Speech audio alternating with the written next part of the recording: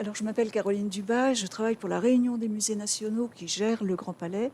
Le Grand Palais qui est en ce moment fermé pour travaux, et le Grand Palais qui a une longue histoire en lien avec l'hippique.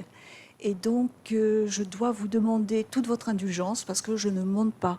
Donc, si par hasard j'employais un terme qui ne soit pas le bon, ne m'en voulez pas, s'il vous plaît. Et au contraire, je prends toutes les critiques et informations comme étant une autre, une autre façon d'avancer dans cette découverte. Alors, pourquoi au Grand Palais? Donc, si j'ai bien compris, oui, c'est ça. Donc, l'hippique, une fête mythique au Grand Palais. Pourquoi au Grand Palais? C'est ce que nous allons découvrir. Sur cette première diapositive, je vous mets cette photo qui est celle du cheval qui était l'emblème de la société hippique française. L'emblème dont j'ai bien pisté l'histoire, et on le trouve au Palais de l'Industrie, puisque l'hippique va se produire d'abord au Palais de l'Industrie, ça nous allons le voir. Et l'emblème au Palais de l'Industrie à partir de 1878. Et je pense que cet emblème a disparu, justement, nous en parlions tout à l'heure, dans les saisies en 1942 de tout ce qui était non ferreux, ferreux et non ferreux. Alors, nous allons découvrir cette histoire au Grand Palais. D'abord, pourquoi au Grand Palais? Nous allons découvrir que finalement l'hippique est lié au Grand Palais et le Grand Palais a été fait pour l'hippique. Nous verrons pourquoi le Grand Palais a été choisi pour cette grande fête qui a marqué vraiment la première moitié du XXe siècle. Je ne vais pas vous raconter vraiment tout ce qui se passait pendant ces 200 heures de spectacle, parce que malheureusement, nous n'avons pas le temps. J'ai axé sur les concours de l'attelage, les concours de saut d'obstacles, et puis ce qui fait vraiment le mythe de l'hippique au Grand Palais, c'est le Grand Carrousel. Nous verrons aussi toutes les difficultés de cette grande manifestation qui arrive à un moment où nous l'avons entendu ce matin. Eh bien, l'hippique, enfin pas l'hippique, mais la filière équestre souffre bien évidemment de toute l'avancée du machinisme. Donc il faut se renouveler, il faut attirer de plus en plus de spectateurs. Nous verrons aussi les incontournables de l'hippique et la fin de l'hippique au Grand Palais. Et j'espère avoir un petit peu de temps à la fin pour vous parler de celui qu'on a appelé le prince du Grand Palais. Je vais un petit peu dévoiler en vous disant que c'est vol au vent. Voilà. Alors, pourquoi le Grand Palais? Il faut savoir que le Grand Palais a été construit pour l'exposition universelle de 1900, en même temps que le Petit Palais, en même temps que l'avenue qui les sépare, et puis le pont Alexandre III. La volonté était de créer un nouveau quartier qui devait être l'image de la Troisième République. Il faut savoir que l'exposition universelle précédente, celle de 1889, finalement célébrait la Révolution française, donc ça n'était pas vraiment bien passé au sein des différents États qui entouraient la France. Financièrement parlant, c'était très bien, mais au niveau image, c'était une catastrophe. Et donc, en 1900, il fallait rattraper le coup. Il fallait montrer que la République pouvait rassurer et que la République était entreprenante et que la République était accueillante. Et donc c'est ainsi que le Grand Palais va se parer de sculptures, des sculptures monumentales, et là je vous montre mes favoris, à savoir les deux quadriges de Georges Récipon. Le premier, alors oui, il faut que je prenne l'habitude. Ici, vous avez la renommée qui va supplanter ici le temps, voyez-vous, qui tombe à la renverse et qui tient ici la couronne de laurier qui récompensera tous les gens méritants qui seront exposés au Grand Palais. Et de l'autre côté, cette fois-ci, côté scène, vous avez ici Apollon qui est présenté comme celui qui apporte l'harmonie qui va vaincre la discorde. Alors, je n'ai pas choisi de vous présenter la discorde qui tombe à la renverse de l'autre côté, parce que je voulais quand même rappeler le tour de force technique de Georges Récipon, qui a fait des quadrilles et des chevaux qui véritablement surplombent le vide. Lorsque vous reviendrez au Grand Palais, placez-vous sur les escaliers et vous verrez cette masse au-dessus de vous. C'est quand même 6 tonnes de cuivre et de lest qui se trouvent au-dessus de vos têtes. Donc ce sont des thèmes qui sont un petit peu comment dirais-je, complexes. Le public, tout simplement, va les appeler les quadriges. Et je voulais aussi vous montrer de l'autre côté, cette fois-ci nous sommes côté, on appelle ça palais d'Antin, mais ce qui correspond aujourd'hui au palais de la découverte, la science en marche malgré l'ignorance, ici à gauche. Alors ça fait très plaisir aux enfants, retenez-le, mais l'ignorance, voyez-vous, a des grandes oreilles d'âne ici. Et puis de l'autre côté, vous avez l'inspiration guidée par la sagesse et vous retrouvez toujours l'idée de l'excellence avec la couronne de laurier et puis la paix également avec la branche d'olivier. Nous sommes vraiment dans tous les idéaux de la République que l'on souhaite mettre devant le monde, le public qui arrive au Grand Palais. Donc le Grand Palais était un monument, il ne faut pas l'oublier, un monument national. Et il va le rester, il est toujours un monument national sous tutelle de l'État. C'est d'ailleurs ainsi que vous voyez toujours le drapeau qui se trouve à sa partie supérieure. Et ce Grand Palais a été construit pour l'hippique. Parce que l'hippique se déroulait depuis 1865 au Palais de l'Industrie. On détruit le Palais de l'Industrie, on construit le Grand Palais, et donc le Grand Palais va le remplacer. Et tout dans son architecture rappelle ce passé. Alors voyez-vous, ici, nous sommes à l'entrée, façade d'honneur, et vous avez cette rampe, donc vous voyez le détail ici, cette rampe qui est large, qui permettait aux carrosses, aux calèches et aux autres voitures d'arriver à pied sec jusqu'à l'entrée. Alors, petite parenthèse, puisque nous sommes dans les travaux, figurez-vous que la réfection des pavés a été terminée la semaine dernière. Ils sont tout beaux, vraiment magnifiques. Alors, un plan du Grand Palais pour vous donner des points de repère par rapport à ce que je vous présenterai tout à l'heure. Donc, lorsque l'on parle de la nef, c'est cette partie qui se trouve ici, qui est la partie la plus importante et aussi la plus célèbre du Grand Palais. Ensuite, vous avez la partie intermédiaire qui se trouve là, et vous avez ce qu'on appelle le Palais d'Antin, donc qui donne de l'autre côté, c'est l'entrée du Palais de la Découverte, merci beaucoup. Et lorsque je vous parlerai du manège, il se situe sur le soubassement. Car le Grand Palais, sa particularité par rapport au Palais de l'Industrie est d'avoir été construit sur un soubassement qui occupe vraiment toute la surface de l'édifice, donc les 73 000 mètres carrés, et qui permet de contenir les écuries. Je vous emmènerai tout à l'heure dans les écuries. Alors, ce que l'on connaît surtout du Grand Palais, c'est cette nef qui fait quand même 200 mètres de long et dont les dimensions ont été choisies en fonction des évolutions de l'hippique. La largeur est de 50 mètres ici, 100 mètres si on englobe le paddock qui se trouve juste là. Et donc cette nef était faite pour les concours, pour toutes les festivités aussi. Donc vous avez cet espace immense qui n'était bien évidemment pas bétonné. Le bétonnage ici, cela date des années 60, au moment où Malraux va décider de réutiliser le Grand Palais pour différentes affectations, et entre autres pour l'université. Actuellement, jusqu'à la fermeture du Grand Palais, lorsque le sceau Hermès se déplaçait au Grand Palais, il fallait 1200 tonnes de sable qu'il fallait répandre. Alors j'avoue que je ne sais pas exactement combien il en fallait si on comprenait également le manège que je vous montrerai tout à l'heure. Vous avez également des galeries tout autour, les galeries qui permettaient d'accueillir entre 5000 et 7000 spectateurs par spectacle. En tout, on estime que l'hippique au Grand Palais recevait quelque chose comme entre 40 000 et 45 000 spectateurs à chaque édition.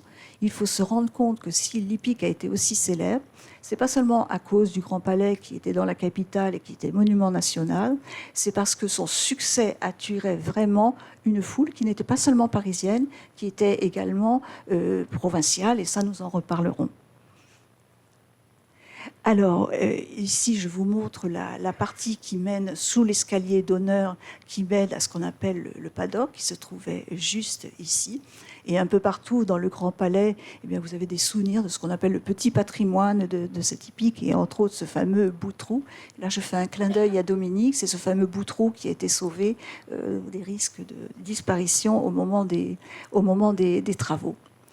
Alors, je vous ai parlé des sous-sols. La particularité du Grand Palais est d'avoir été prévu pour être pratique. Il est immense. On met un temps fou à aller d'un côté à un autre. Donc, lorsqu'il y a des événements, il faut se rendre vite à un endroit ou à un autre et on passe par les sous-sols. Alors les sous-sols qui, dans la restauration future, seront utilisés pour l'accueil du public. Et en tous les cas, ces sous-sols étaient dédiés aux écuries. On considère qu'il y avait entre 530 et 570 stalles. Alors, le Lipic se déroule pendant 3 semaines. Au quotidien, jusqu'à la Seconde Guerre mondiale, les écuries ont été utilisées pour les chevaux, ont été utilisées pour la suite pour l'automobile. Il n'y avait pas autant de chevaux, bien évidemment, toute l'année. On considère qu'il y avait à peu près une dizaine de chevaux pour le quotidien du Grand Palais. Et il y avait, n'oubliez pas aussi, la garde de l'Élysée, qui résidait ici à demeure. Donc j'ai trouvé les chiffres entre 30 et 60 chevaux qui étaient là en permanence. Ce qui veut dire qu'il faut imaginer, bien évidemment, tout ce qui est nécessaire, ce qu'on a évoqué ce matin, à la vie d'une écurie, c'est-à-dire aussi bien des lieux pour entreposer la nourriture que pour entreposer le fourrage, pour loger les voitures également. Il y avait un maréchal Ferrand qui était là en permanence, et au moment de l'hippique, il pouvait y avoir jusqu'à 5 vétérinaires qui venaient inspecter les bêtes. Alors, ces fameuses écuries avaient été montées grâce au financement de la société hippique, une première fois en 1901 pour les installer, puisque le premier hippique aura lieu en 1901, et puis une deuxième fois en 1930. Elles étaient situées, pour les plus belles, il y avait une graduation, si vous voulez. Donc, les plus belles étaient situées au sud, parce que grâce aux fenestrons, vous aviez beaucoup de lumière, et on considérait que vous pouvait aérer, donc c'était très hygiénique. Et vous aviez également un dallage qui était ici, le restant des écuries étant en terre battue. Et d'ailleurs, ce qui a posé un problème dans la vie du monument, puisque très vite, dès les années 30, on se rend compte qu'il y a un problème d'affaissement avec les structures, tout simplement parce que l'urine des animaux a peu à peu attaqué l'acier de ces colonnes. Qu'est-ce que j'ai oublié de vous dire? Ah si, très important, dans les écuries du Grand Palais, il y avait de l'eau chaude. De l'eau chaude parce que l'on considérait que tous les belles bêtes qui allaient être montrées devaient avoir un soin particulier. Donc on pouvait les panser avec de l'eau chaude. Je ne pense pas quand même que les chevaux du Grand Palais, au restant de l'année, eux, avaient droit à l'eau chaude. Voilà. Donc ils avaient droit à un pansage de luxe, ils avaient droit à un toilettage de luxe. Il y avait à ce moment-là des toiletteurs qui étaient attitrés au Grand Palais. On prenait les rendez-vous d'une année sur l'autre parce qu'ils étaient très, très demandés. Qu'est-ce que j'oublie de vous dire? Et puis des palefreniers également qui étaient attitrés, en plus du personnel qui venait avec les chevaux. Ici, vous vous trouvez donc sous ce qui correspond à la zone d'accueil du Palais de la Découverte, avec ce qu'on appelle encore chez nous le manège. Je ne sais pas si le terme est très approprié. Voyez-vous tous ces gros piliers ici qui soutiennent le hall du Palais de la Découverte. Au centre, donc c'était en sable, vous aviez un diamètre à peu près de 25 mètres. Et donc là, on n'allait pas sortir les chevaux qui travaillaient pour le Grand Palais tous les jours, donc ils pouvaient se détendre. Et puis cela a été surtout utilisé au moment de l'hippique pour pouvoir détendre les belles bêtes. Personnel très très important au moment de l'hippique, je dirais même que c'était bientôt le personnel le plus important du Grand Palais, ce sont les 2 concierges. Parce que les 2 concierges avaient ordre de ne faire entrer personne au Grand Palais dans les écuries, et notamment au début du XXe siècle, de surtout pas faire entrer les photographes. Nous sommes dans un espace où il n'y a pas assez de lumière, il aurait fallu mettre des flashs qui étaient ce qu'ils étaient à ce moment-là, donc on risquait les incendies. Voilà. Alors, venons-en quand même au plus important. Pourquoi le Grand Palais a-t-il été construit pour l'hippique? Pourquoi est-ce que le Grand Palais est lié à ce point à l'hippique? Parce que ce monument, voici sa dédicace qui se trouve côté Palais d'Antin, a été consacré par la République à la gloire de l'art français. Et au début du XXe siècle, l'art français, c'est bien sûr, on le voit avec tout le programme iconographique du Grand Palais, la peinture, la sculpture, bien évidemment aussi la musique, la danse. Et qu'est-ce que j'oublie? La littérature. Le 7e art français en 1900, c'est l'équitation. L'équitation à la française. Donc c'est le temple, on a parlé du temple du cheval à ce moment-là. Et voyez-vous, c'est tout le paradoxe du Grand Palais. Il est construit, les travaux commencent en 1897, il est construit, terminé pour l'exposition universelle de 1900, c'est-à-dire c'est le moment où l'automobile se développe. L'automobile se développe et j'aime particulièrement cette carte postale qui est complètement banale parce qu'on peut à peu près la dater. Voyez-vous, les chevaux de Récipon sont installés, donc vous avez la renommée qui est là et l'harmonie qui est juste ici, l'Apollo. Et donc on peut le dater, nous sommes après 1901, et comme vous avez encore ce décor qui se trouve juste à la partie supérieure, vous le distinguez pas très bien, on n'avait pas eu le temps de le faire en pierre, il était en stuc et en staff, pardon. Et donc il a été complètement cassé par la chute d'un aéroplane en 1905. Donc nous sommes avant 1905. Et regardez, en tout on peut considérer que l'on a une dizaine, 10 véhicules. Et si vous comptez comme moi, il y a, que je ne me trompe pas, 6 attelages, et puis il y a 4 véhicules automobiles. Donc voyez-vous, je sais bien, on est au centre de Paris, on est à Paris, à la capitale, mais en tous les cas, c'est le reflet de ce qui se passe. Au tout début du XXe siècle, ce grand palais est élevé comme un temple pour l'équitation. Et puis finalement, c'est le moment où il va être complètement dépassé. Et les 10 ans du Salon de l'Automobile sont fêtés en 1909, avec grand faste, bien évidemment, au Grand Palais. Donc voyez-vous, c'est tout le paradoxe. Et l'hippique aura pour vocation justement de valoriser le mieux possible la filière équine, qui, n'oubliez pas, on l'a vu aussi ce matin, avant 1900, avait en métier, si vous voulez, et en valeur financière, pouvait être comparé à la production agricole française.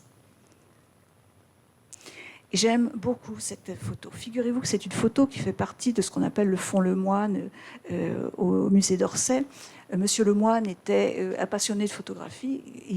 Ce n'était pas du tout un professionnel, mais il a couvert tous les préparatifs de l'exposition universelle et il a fait notamment cette photo. Alors cette photo, on pourrait se dire, c'est la promotion des travaux du Grand Palais. On nous montre qu'il faut même travailler. Voyez-vous, il n'y a pas un seul ouvrier, donc on peut se penser qu'elle a été prise le dimanche. Il n'y a pas un seul ouvrier. On voit ici un magnifique attelage avec ces chevaux qui sont en ligne. Je n'irai pas plus loin dans la description parce que je vous l'ai dit, je ne connais pas suffisamment le monde équestre. C'est un moment de pause, on est en train de les faire manger. On peut se dire, on est vraiment en train de se dépêcher d'avancer les travaux pour être pile poil à l'heure pour 1900. Sauf que le chantier du Grand Palais a été exemplaire en termes techniques et du machinisme, puisqu'on a utilisé l'électricité, entre autres, pour faire fonctionner, voyez-vous, ces grandes grues qui se trouvaient ici. Donc finalement, cette image, c'est une image de composition. C'est une image de composition parce qu'il faut valoriser ce qui fait la gloire de l'élevage français, c'est-à-dire, je pense que je ne me trompe pas en parlant de chevaux lourds qui sont utilisés, par exemple, encore dans l'agriculture, qui sont utilisés dans la mine, par exemple, qui sont utilisés aussi par les militaires pour transporter des charges lourdes. Donc voyez-vous, ici, nous sommes dans une image de composition qui oublie complètement ce modernisme. Et j'ai trouvé, ça c'est très intéressant, des reproductions de cette photo où justement on avait complètement caché ici cette grue que vous voyez ici. Puis là c'était un morceau de la scie qui permettait de détailler la pierre et qui était elle aussi électrique. Donc tout ce côté-là avait été coupé et on avait en fait que ce bel attelage. Il ne faut pas oublier que toute l'économie de la filière équine française est vraiment en lutte contre l'Angleterre, la production anglaise. Alors, venons-en maintenant au moment le plus important, l'hippique. Alors, l'hippique, vous allez le comprendre, c'est la promotion de toute une filière. Donc, la promotion d'un élevage, vous allez avoir, comme d'une rencontre agricole, la présentation de très beaux animaux qui viennent recevoir des prix. Et puis ensuite, vous allez avoir la valorisation de l'équitation militaire, parce que c'est l'image d'un pays également, et la République a aussi besoin de valoriser cette filière. Et vous allez ensuite avoir la valorisation de la belle équitation française. Alors, tout commence, c'est au printemps, bien évidemment, avant le poulinage, avant tous les travaux agricoles. Il faut imaginer que ces bêtes, alors on estime qu'il y avait à peu près entre 1200 et 1300 chevaux qui se produisaient au Grand Palais sur la durée à peu près de 3 semaines. Tout le monde arrivait en train. Donc il y avait tout un défilé qui se faisait jusqu'aux écuries, parce que tout le monde ne logeait pas au Grand Palais. Seuls les chevaux qui se produisaient le lendemain arrivaient la veille au soir pour se mettre, entre guillemets, en condition, si vous voulez, de leur présentation. Et là, vous avez ce qu'on appelle la porte des juges. Et même encore aujourd'hui, on l'appelle la porte des juges. Donc c'est celle qui est vraiment au nord de la nef et qui est vraiment, lorsque vous arrivez du métro, soit dit en passant, la première sortie du métro à l'origine était faite pour bien découvrir le Grand Palais. Et donc vous avez la porte des juges. Il paraît qu'ils sont épouvantables. Il paraît qu'ils sont d'une sévérité notoire. Si vous n'avez pas la tenue adéquate ou s'il manque quelque chose sur votre aménagement, vous retournez à l'écurie. Alors vous imaginez bien que c'est vraiment l'humiliation ultime, à la fois pour le cavalier et puis bien évidemment pour tout son staff autour. Alors malheureusement, je n'ai pas trouvé de photos. Je travaille beaucoup avec la presse et je n'ai pas trouvé de photos de juges qui soient à l'entrée. Donc je me suis permis de prendre cette représentation du baron du Teil, qui est extrêmement important. Il a été le président à partir de 1903 de la Société hippique française et sur lui repose toute l'organisation de cette hippique. Il avait son propre bureau d'ailleurs à l'intérieur du Grand Palais. Alors, je vous passe les présentations des belles bêtes. Je viens sur le concours des attelages. Et finalement, je trouve que c'est heureux, après tout ce que nous avons pu découvrir ce matin, parce que nous sommes à l'époque, je vous l'ai dit tout à l'heure, où se développent les voitures. Qui dit voiture, dit aussi un nouveau type de dressage pour les animaux, parce qu'il ne faut pas qu'ils aient peur de ces véhicules. Et entre autres, des crétins qui cornent en passant l'attelage. Donc les concours d'attelage étaient extrêmement réputés, pas seulement pour on a parlé de la compagnie, des omnibus, etc., mais surtout pour les entreprises et tout ce qui était livraison, parce que si on était reconnu au Grand Palais, c'était forcément une... Pardon ? Oh, c'est pas vrai. Catastrophe. Pardon. Bon, alors les concours d'attelage. Allez, hop, c'est passé. Je voulais vous montrer que les juges étaient affreux, sauf ils ont fait exception pour l'hippique de 1902 avec le vicomte d'Orléans qui est arrivé crotté comme pas possible, mais il avait respecté l'horaire pour faire ses 200 km et arrivé pile poil à l'heure pour son passage. Les sauts d'obstacles, bien évidemment, comme dans tout concours. Et il paraît qu'ils étaient tellement difficiles au Grand Palais que même une chute n'était pas considérée comme une chute et avait vraiment tout le soutien du public. Et ici, je voulais vous parler de Vol au vent, mais décidément, je n'arriverai pas, le pauvre, à le présenter. Là, nous sommes à l'hippique de 1932.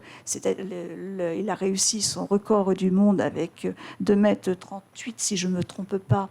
C'était en 1933 la suite. Mais donc ici, je voulais vous présenter quand même cette photo, parce que quand on voit que le cheval saute, finalement, la double de sa hauteur. Mon Dieu, quelle horreur, je suis désolée.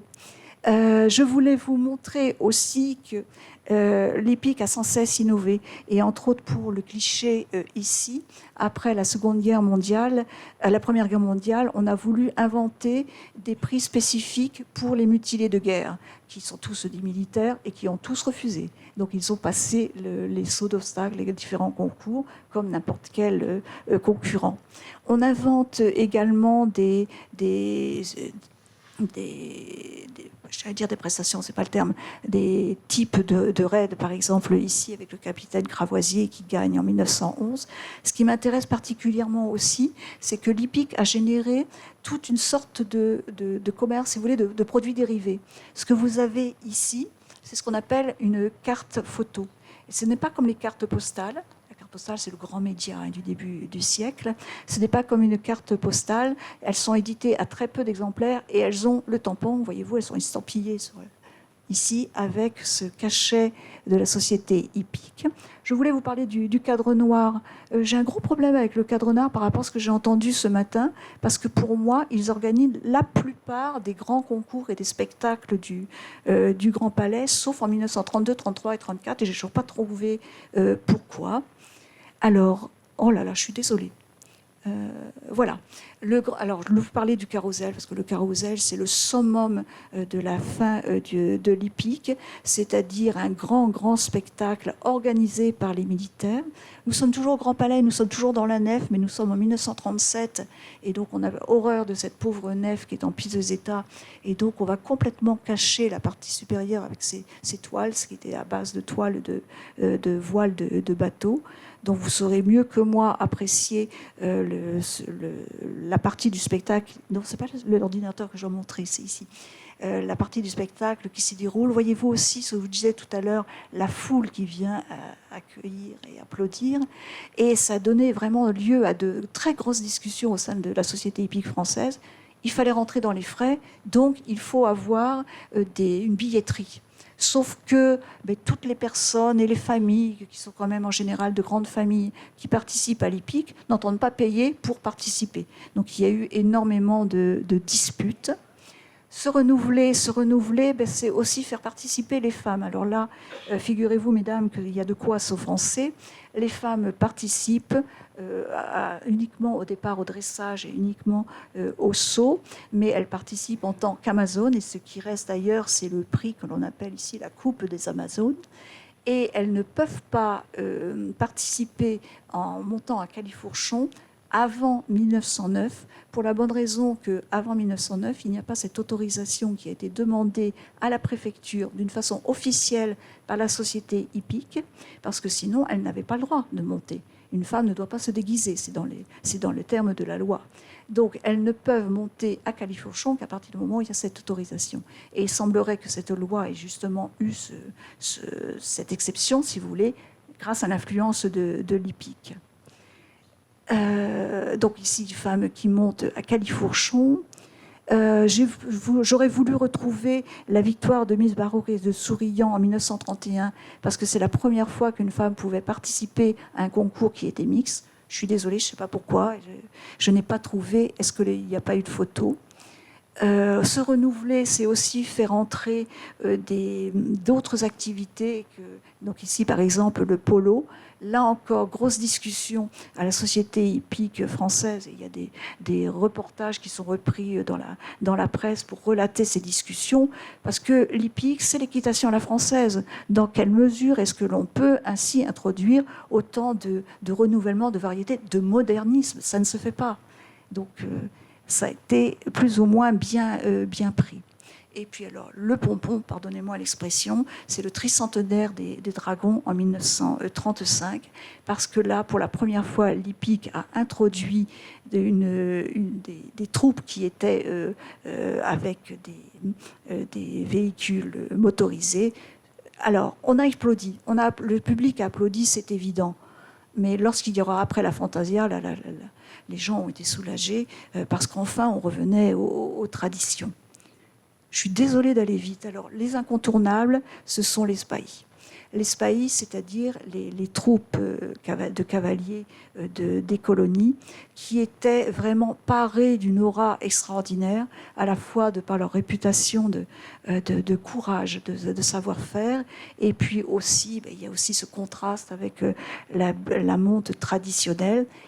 Toute sortie des spahis est vraiment applaudie, suivie par la foule. Et voyez-vous ici, le public, pourtant il doit faire froid ce jour-là, hein, la foule du public, à la porte des juges, attend l'entrée des spahis.